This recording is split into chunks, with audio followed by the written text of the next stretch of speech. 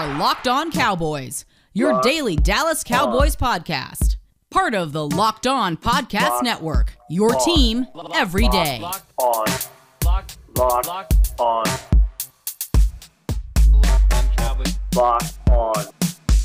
Cowboys. Welcome back to the Locked On Cowboys podcast, part of the Locked On Podcast Network. Thank you for tuning in. I am your host, Marcus Mosher. You can follow me on Twitter at Marcus_Mosher. And joining me today, as always, is my co-host, Landon McCool. You can check him out on Twitter at McCoolBCB. You can also listen to him on the Best Coast Boys podcast.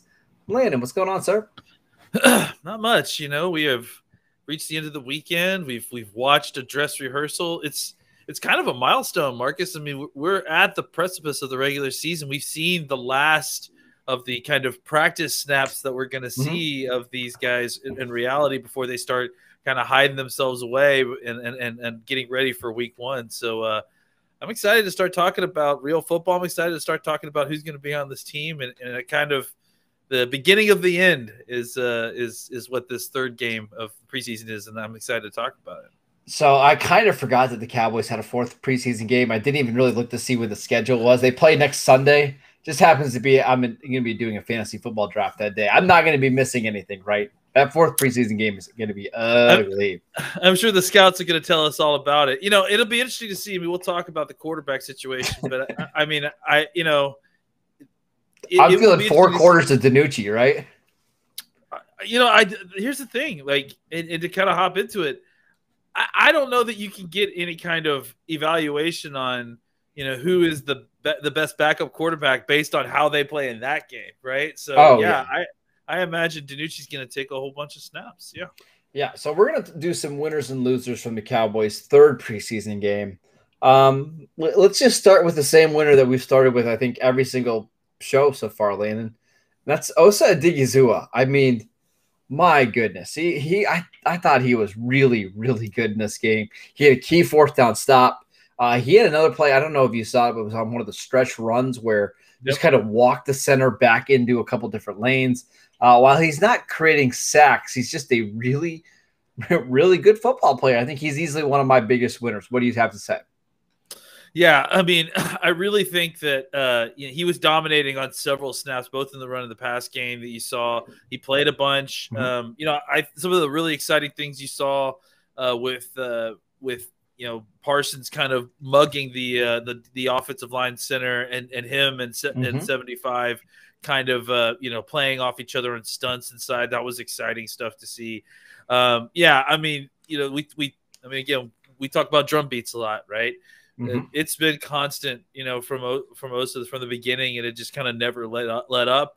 And then, when Gallimore went down, it was really kind of an opportunity to see exactly what we were going to get from this guy. And he has not let us down. He's really kind of stepped up and taken ownership on that role and really shown an ability to give you a level of confidence going into the week one that you're not going to be really in a terrible position, despite the fact that you're missing 2 of your top draft picks at the position in the last few years. It feels like the Cowboys, are going to be okay because Osa's going to be able to give them seemingly a bunch of really quality snaps. Yep, I was really, really impressed with what I saw from him. I would have to assume probably your week 1 starter at 3 technique, right? I think it's hard to argue. I mean, unless they decide to specifically go out and get somebody else and then maybe do a rotational thing. But, I mean, at this point, even in that case, I have to imagine Osa is the guy that they're going to rely on the most week 1. All right, let's talk about another Cowboys rookie. I really thought Jabril Cox has kind of gotten better every single game we've seen him. I thought this was the best game that we've seen him so far. Multiple stops in the run game. He also had a play on a third down where kind of covered the receiver. The receiver didn't get enough of the first down. He makes the tackle right away. Just you can see him kind of growing with his confidence. So, again, Jabril Cox, one of my winners of the game. What did you have to see about him? Yeah, I mean, I absolutely just was all over the place. Had a whole bunch of tackles, especially as the game went on, and he was clearly the most talented player on the field. And I think you saw a little bit too when who was it? God, I can't believe I forgot his number 23, the safety that were much maligned. Darian Thompson. Yeah, Thompson. Thompson got a sack at one point on a blitz, but it was Cox who opened it up for him on with his blitz. That's a really fun play to go back and watch because he bulldozes the offensive lineman right back on his butt. And then I think he actually gets a half sack on that play, which is pretty incredible. I hope he does because he deserves it. Yes, he does. He really was the catalyst for that whole play. I thought that it's really easy to see, Cox flying around there and realize and think about 2 or 3 years from now, him paired with Parsons and just what a dynamic group that's going to be. 2 or 3 years, next year, or maybe next year. Yeah, I mean, I guess depending on how you. I mean, look. The way Keanu Neal's playing right now, those just need to be your 3 next year, right? Yeah, and actually, Van Der Esch is playing well. Van Der Esch played a fantastic game last night, and he's played fantastic all off season. If he wants to come back on a cheap deal, it could be him too. I'm thrilled with a lot of these linebackers right now, and I think that obviously we're getting very good play for the position, and as indicated by the fact that I'm pretty sure that Houston went the entire night without making a first down or converting a third down. Rather, zero third down conversions. Yep. Yeah, I mean, just you saw it several different times where there just wasn't a lot of guys open. That there was tight coverage, especially on the second level with the linebackers. There's just a lot of really good defensive play going on. It's really kind of encouraging. And actually, if we could, let's just take a step back because this is the 3rd preseason game. This is, the dress rehearsal, as they say. We've seen what we're going to see of this starting defense so far. I have to say at this point, I would be truly surprised, having seen what we've seen so far in training camp and the preseason. I would be truly surprised if we go into next season and there isn't a significant difference between this defense and last year's defense. I mean, I think we've kind of been hovering around saying it for a while, but after watching last night and seeing that they are not afraid to go out and put the guys that they think that are the best player out there, they're not afraid to hurt feelings. They're not afraid to put, have it be Parsons and Neal if they're the best guys out there. The way that we saw the rotation, I just think that there's more talent and there's been a lot of changes in the defense. And I just wanted to kind of take a second to say that I thought, I feel pretty good about where this defense is right now. And I wasn't exactly sure if we were going to feel like that, early on in the training camp, it was going to be able to keep it up. But I feel like the defense has been able to maintain a high level of play throughout this training camp. And I'm excited to see exactly what we're going to get week one. And I would say just really quickly, the one thing that Dan Quinn has always been able to do is have a fast defense that plays downhill. And that's exactly what we've seen through 3 preseason games. I'm not sure if that means they're going to have a good defense this year, if they're going to be mediocre. We'll see. When they start to play better quarterbacks, we'll have an idea of how things are going to shake out. But it's easily the fastest defense that I remember for the Cowboys since maybe that 2003 Bill Parcells first-year defense. Maybe. Yeah, I mean, it's hard to tell if they're going to be a good defense. They're definitely faster. That's the thing is I think but they're definitely faster, and I think they're definitely going to be better, than they were. So whether they're good or not remains to be seen. Yes. But there's been marked improvement, and it's pretty clear to see that they are not the same group as they were last year. All right, let's take a quick break, and we'll come back to talk about some winners and losers. I have maybe a hot take for you at wide receiver lane, and I want to get to in a second. Let's hear it. Yeah. It's that time of year again, and all eyes are now turning to football as teams are back on the gridiron to start the football season. As always, BetOnline is your #1 spot for all the pro and college football action this season. Head to the website or use your mobile device and to sign up today and receive your 100% welcome bonus. So to take advantage of their opening day offer, their super promo, all you have to do is make a bet on Thursday, September 9th. That happens to be the Cowboys season opener against the Tampa Bay Buccaneers. And if you lose, your wager is refunded up to $25. It's a no-lose situation.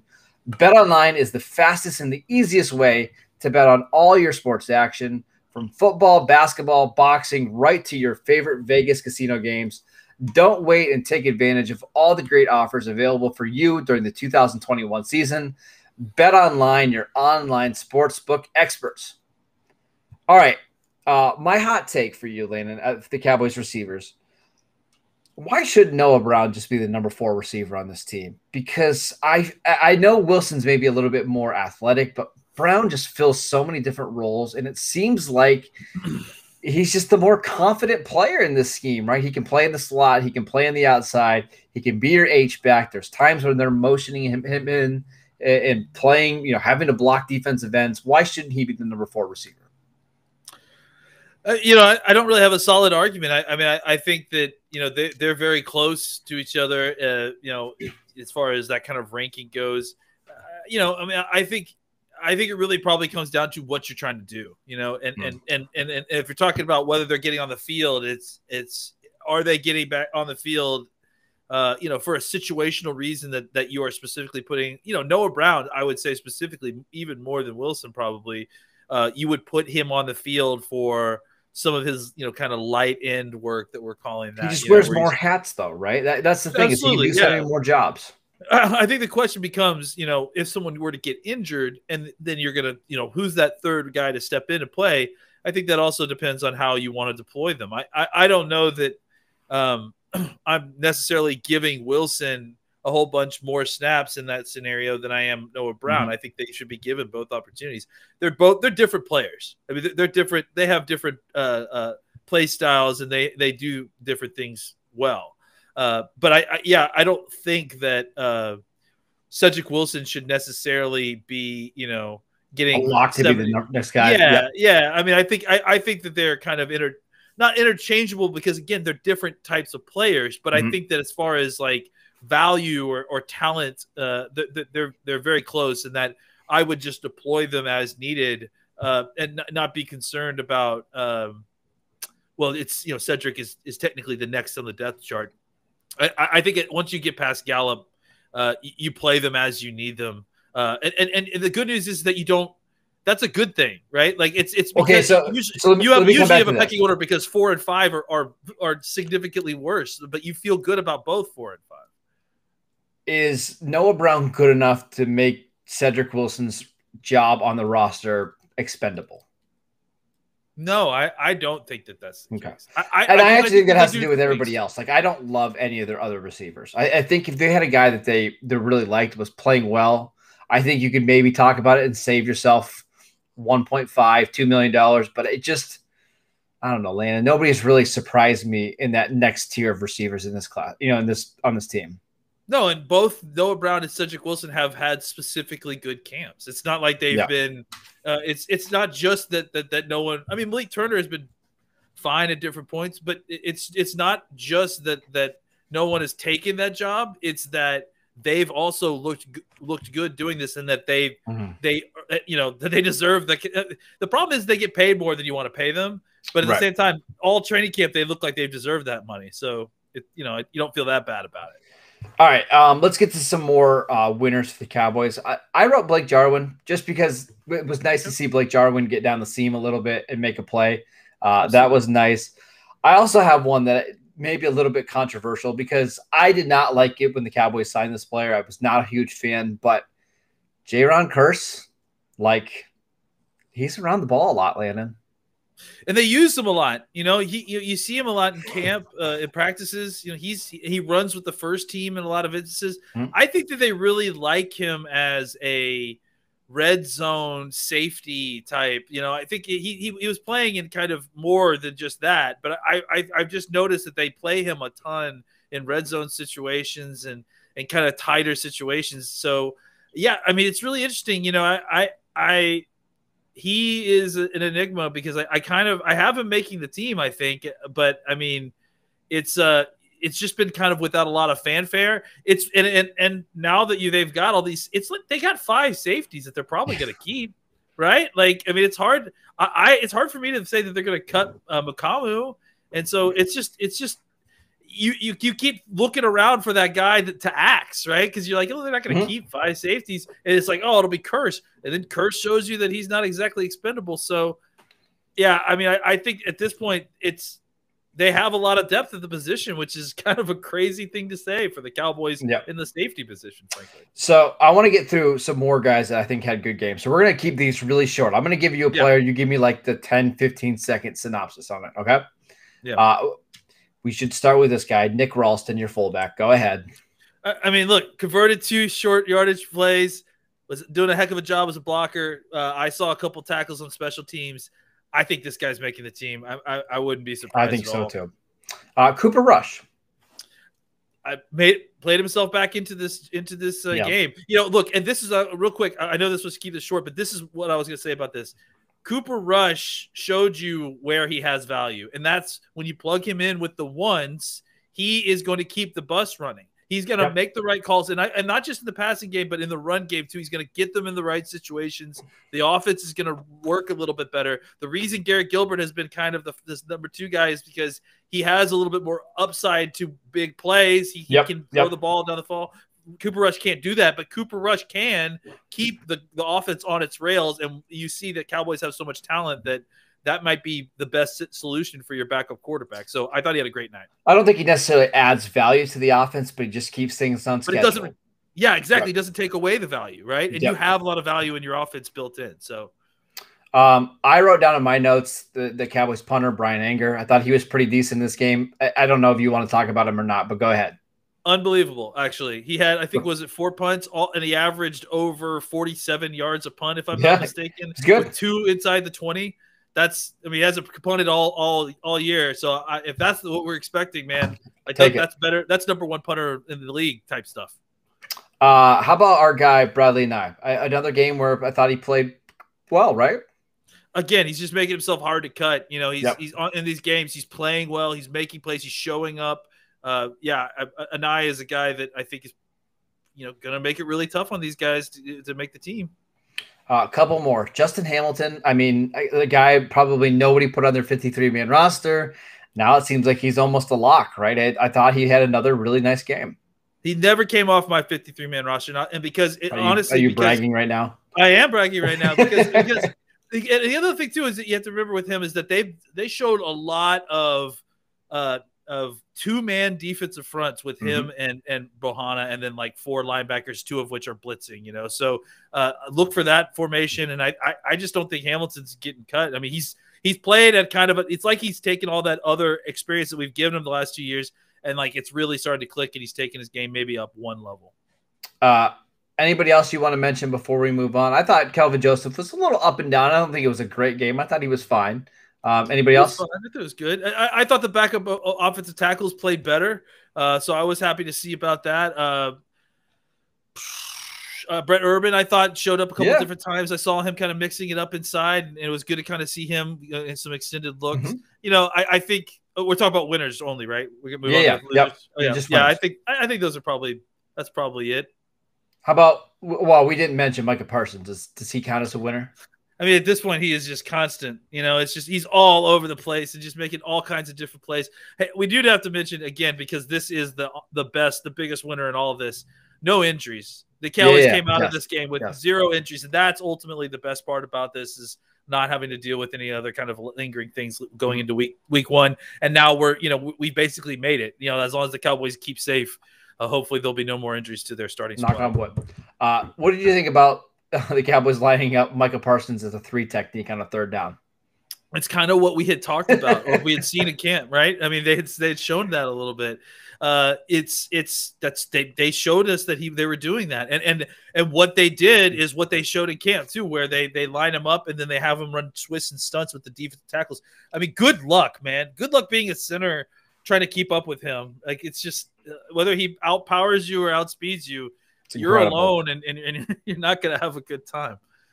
All right, let's take one more quick break so I can tell you guys about rockauto.com. It's a family business that has been serving auto parts to customers online for over 20 years. They have everything from engine control modules and brake parts, motor oil, and even new carpet.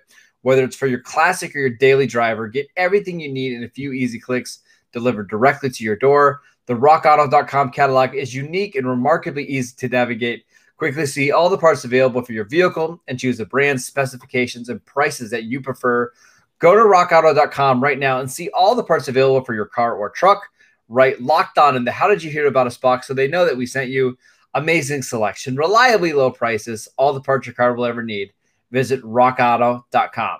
Also want to tell you guys about Built Bar, the absolute best tasting protein bar out there. It's hard to even explain it. Real chocolate, amazing flavors, just a great combination of low calories, high protein, and low sugar with no crazy additives. Best of all, they taste fantastic. Go to BuiltBar.com and use promo code LOCK15 and you will get 15% off your next box at BuiltBar.com. All right, Landon, time for some losers, and I think we're going to have very similar ones. Garrett Gilbert. I really wanted it to happen for Garrett Gilbert, but he's got the same mistakes that just keep showing up. Like the internal clock is just not sped up at all. Way too many fumbles that he takes in the pocket, way too many sacks. I'm starting to get a little worried that it's just never going to click for him. What were your thoughts on Gilbert in this game? Yeah, I don't think that Gilbert overall had a terrible game, but the problem is that it didn't look like the things that are kind of detrimental flaws to his game got any better.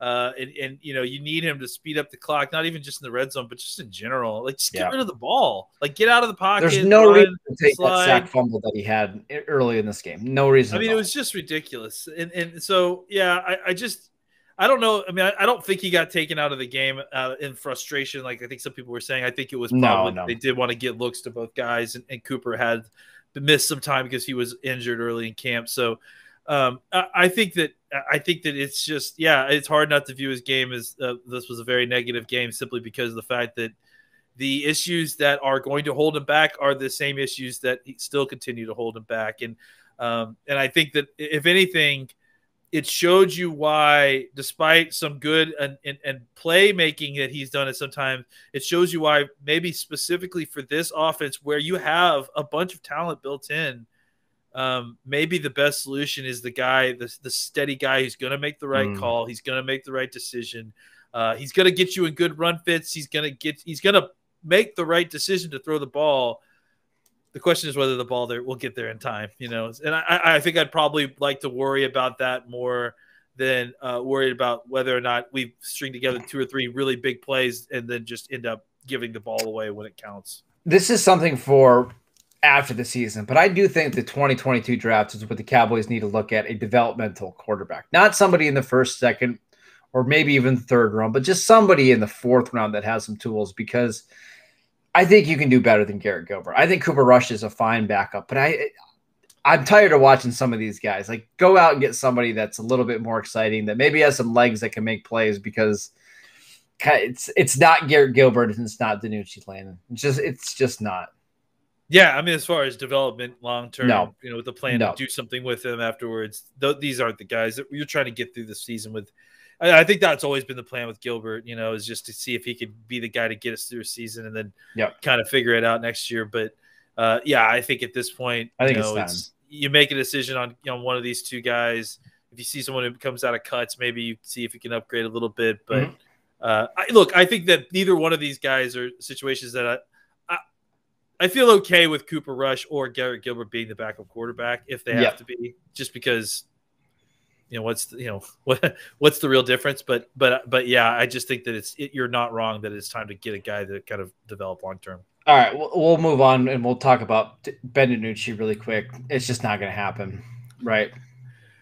You know, it's just so up and down. I think I'm not as down as some people are, especially since I think that, you know, probably 2 of those picks may not have been like such terrible decisions as you know, trying to fit it in and maybe bad throw and maybe late, maybe behind a guy and it gets tipped up in the air and the safety gets it. But yeah, I mean, I think that there's, you know, he's probably going to be your practice squad quarterback. That's just the reality of it, which is fine, you know, but I don't think as far as developing a long-term or him potentially being a backup quarterback, he would need to take a big leap next year in this offseason. And I just don't see it. I don't see it happening either. Another guy, I think Luke Gifford had the best preseason game he's had so far. I'm still putting him in the loser category because it's just clear, like, there's a huge drop-off after Jabril Cox to Luke Gifford. And this is somebody who we really liked 2 preseasons ago, like played really, really well, but not sure he's a great fit in Dan Quinn's defense, not sure he's somebody who can play in space. He's not playing as well against the run as we'd hope. I think it's pretty safe to say he's not going to make the 53-man roster, correct? Yeah, not a big surprise. I mean, He didn't have as bad a game as the previous two, but it certainly was not a good enough game to make up for the fact, and especially with the depth chart being the way it is. It's just such a noticeable difference. That's what I like, even just in athleticism. And I know that's not Luke Gifford's game, but man, when you're one of these two linebackers on the field, you got to be able to run and make plays, and it's just not him. Sorry. Yeah, absolutely agree. All right, another one that I had, Conor McGovern. We thought McGovern played pretty decent in the first couple of games. This was not a strong Conor McGovern game. What do you think is going on? Yeah, I think honestly, I think McGovern was the worst player on the field. I mean, he really, really, really struggled. I wonder why. Well, he did not look this way with other games. I'm going to point this out. There's been a lot of talk as to why Conor McGovern hasn't been playing center this whole time. You know, why instead of Connor Williams? I think that the reason, a large portion of why Conor McGovern struggled last night is because he was playing right guard and not left guard. Yep. And I think that was a big difference. And we have not seen him play. I have not seen him play almost any right guard. And I think that this showed you that maybe he needed to practice one position at a time, you know, and maybe getting out of position and trying to have to redo his footwork. And, you know, it's a move from left to right guard, just as the same as it's a move from left to right tackle, and it's a move from left guard to center. So I think that maybe this kind of revealed a little bit as to why Conor McGovern was not necessarily the guy that they were cross-training at center. And I know a lot of people can say, well, he used to play center. Well, he used to play right guard too at different points. So, yeah, I think that it's just he didn't look comfortable. He had several bad blocks. There was at least one or two times where he forgot that he was passing off a guy and didn't get back into position and left the middle wide open. So yeah, it's just in all the ways that he's been positive at left guard, he really had a bad day playing the right guard last night. Any other guys you want to mention from losers? I need to go back and watch Malik Hooker because I don't think he played a ton of snaps, so I can't really comment on him. Hooker played well, I thought. I actually got a chance to see him a little bit because he was like the third team. That was the thing, is that he came in. Yeah, which not surprised. Now he is somebody who's going to play this final preseason game, so I guess so. I think we should keep an eye out on him. Do you think he's a lock to make the roster or no? I think so, simply because pedigree. I mean, they didn't sign him this late to have him compete. I'm saying, like, this is not enough time to get signed to compete for a job necessarily. Like, if you're getting signed at this point with that money, I have a feeling that you're probably making the team, right? I could be wrong. Maybe it was insurance, but it wasn't a lot of money. But at the same time, like, why even sign him if? I mean, I guess with the way that the practice squad rules have been adjusted, I wonder if it's more reasonable to think that you could potentially stash him on the practice squad. And let's say KZ doesn't make it through the season. We get to week 8. Wouldn't it be nice to have somebody like Malik Hooker who's fresh and knows the scheme and you can pull him off the practice squad? Because if he's not starting, how much value does he have? Because he's not really going to play special teams, I wouldn't think, right?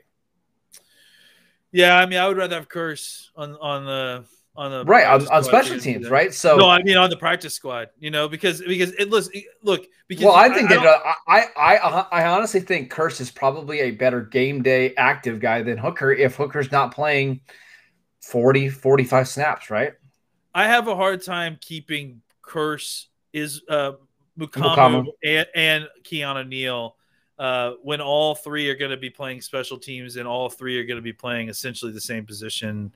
Okay. When they're on the field. I mean, Neal's a linebacker. That's different. But even Curse, I know what you mean. Curse is basically playing the linebacker position that Quinn was fooling Neal at last year. So, I think I could be wrong, but I think Hooker is just too talented a guy to relegate to something like that.